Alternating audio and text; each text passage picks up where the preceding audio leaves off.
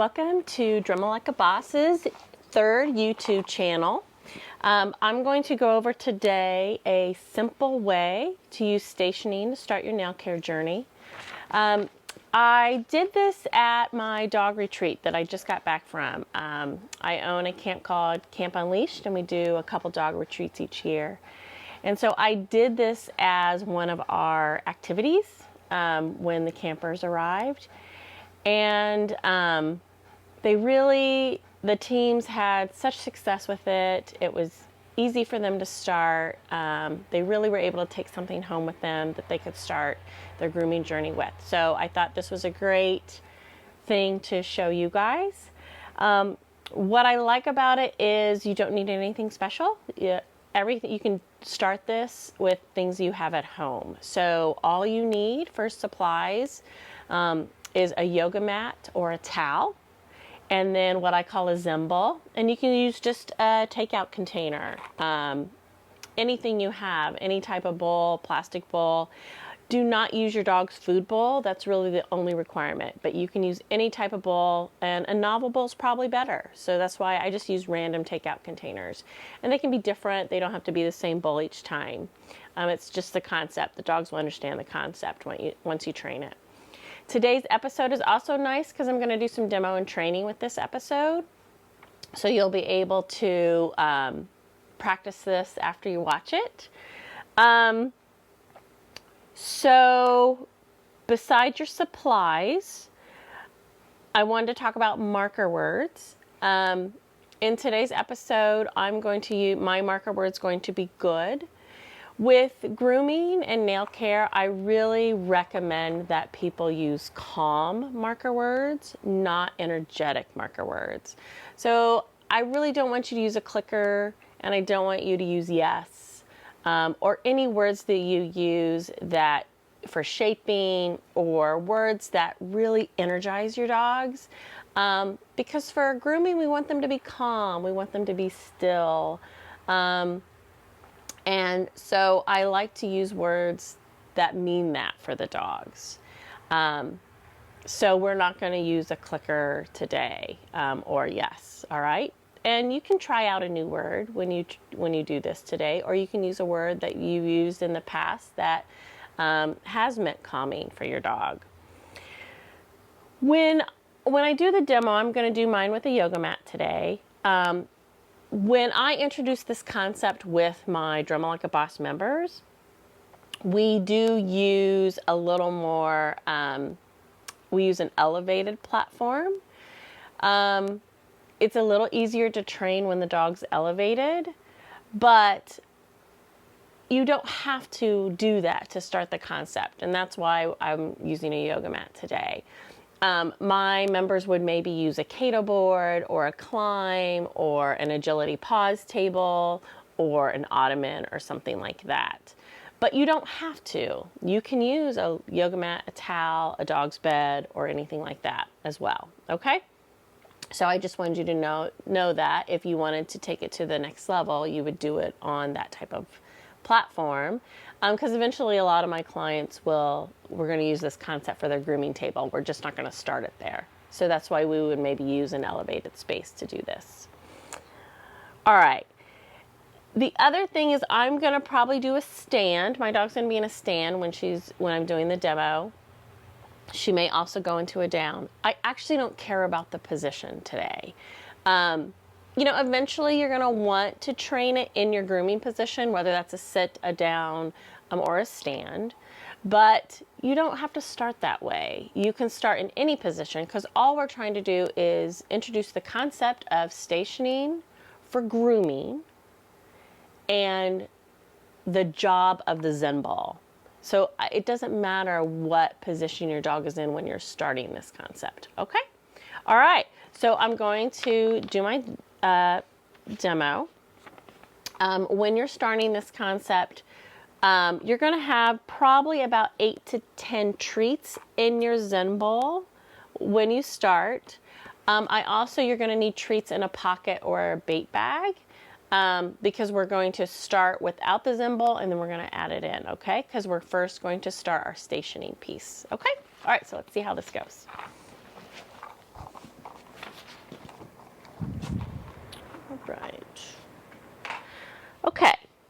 So the first thing I'm going to do is I'm going to assume you guys are new to this behavior. So the first thing I would do is just lure my dog onto the mat, all right? So I'm just gonna lure my dog onto the mat with some treats, and I'm gonna drop some treats on the mat. And I'm probably gonna do this a couple times because I just want to set up a place where my treats go. So I'm always gonna put my treats in the same spot on the mat. And I want my dog to understand we're staying here. This isn't a shaping exercise, and it's not a moving exercise. This is a stationary exercise on a station, okay? Then I'm gonna break my dog off of the mat. So my word is break, so I'm gonna do break, and I'm gonna toss a cookie away to get her off. Good. When she comes back on, I'm gonna treat her again, right? Because you wanna do this a couple times. Now I think I'm going to do some rapid fire treats. So I'm just going to drop some treats down again in the same position. So now I'm not doing a scatter. I'm just dropping treats at a pretty high rate of reinforcement. So I'm going to break her again, break. And she's coming back willingly. So I don't have to lure her anymore. You may have to lure your dog a few times because they may not know the concept, okay? And again, I'm just dropping some treats. You can put them in your hand, and I'm just dropping them in the same position at a pretty nice rate. Because again, I'm just teaching her, I want her in this position for a period of time, okay? So if your dog is new to this concept, break. You may need to, good. You may not be able to wait for all 4 feet to get on the mat. You may have to mark or start feeding as soon as 1 foot gets on the mat. It really just depends where your dog is emotionally in this journey, okay? So that's the first part. So the next part is I'm going to break my dog off and get the Zen Bowl while they're off of the mat. And I'm going to break, and I'm going to place the Zen Bowl while my dog is coming back, all right? So she came back. I put some treats on the mat. I'm going to treat her on the mat again because, again, I'm just introducing the Zen Bowl. So I don't want her to rush up to it. And I'm going to use my body to be in between the bowl and my dog. Now what I'm going to do is feed from the bowl. Good. Good. All right. You want the bowl to be pretty far from your dog. Good. Because you don't want them, good, to think that they can have the bowl yet. All right. We're going to let them have the bowl. Good. But we don't want them to rush up to it. We're setting them up for success here. Break. So then when I've done 3 to 5 things and I've got just a couple more treats left in my bowl, I'm going to let my dog have the bowl, right? Because I want it to be a valuable exercise. So I'm going to break her again. While I'm breaking her and resetting her, so I'm throwing some treats, I'm going to put more treats in my bowl, okay? I'm going to put my bowl down while she's away. As she approaches her station, I'm going to feed her on the station because, again, I'm just teaching her the concept. Good. So she's starting to look at the bowl, which is what I want. Again, good. Good. So we want our dogs to be looking at the bowl. Good. But you really have to make sure the bowl is far enough away. Good. So you have the success. If it's too close, they're not going to be successful. Good. They'll learn you're going to feed them from the bowl and that they can't have the bowl. But you have to show them the concept. So putting the bowl, good, far away helps you show them this concept. Break. All right. And then I use my release word to release her to the bowl. It's one of her favorite things to do. I'm going to reset her again, so I'm tossing some cookies. Break. Tossing some cookies. This just gives me time to set up my next round, okay?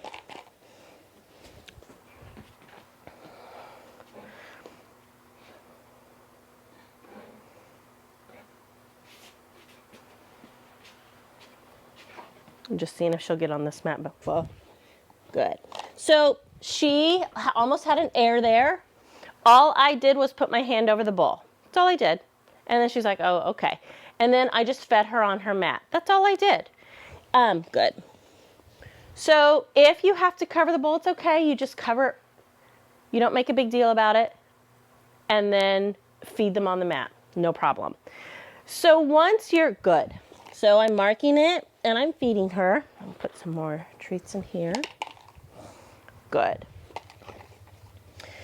Now, what you can do is start some body handling. So you can do things like, good. So now you're going to start doing behaviors on your mat. You're going to start touching your dog like you would for grooming. Good. Mark it and then feed them from the bowl. All right? I'm running out of treats there. So I can even touch her ear. Good. Now again, you may not be able to do this right away. She's been doing this for a long time.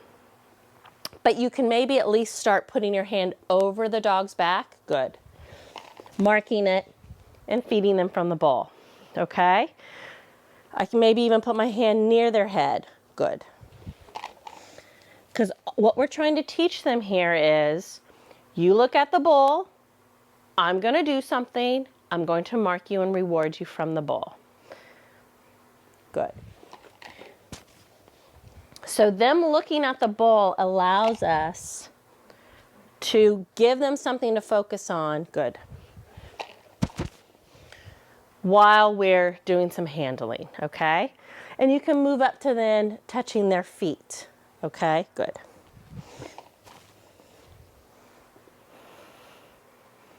All right, I'm gonna break. And that's all done. So that would be the end of my session with her. I'm gonna tell her all done. She really likes her bowl. I'm gonna tell her all done. And that's it. All right.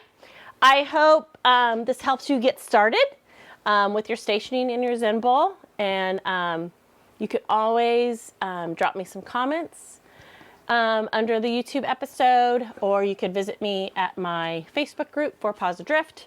I would love to hear from you. It always helps me build exercises by seeing how you guys do with them and how you use them. So, all right, have a great day.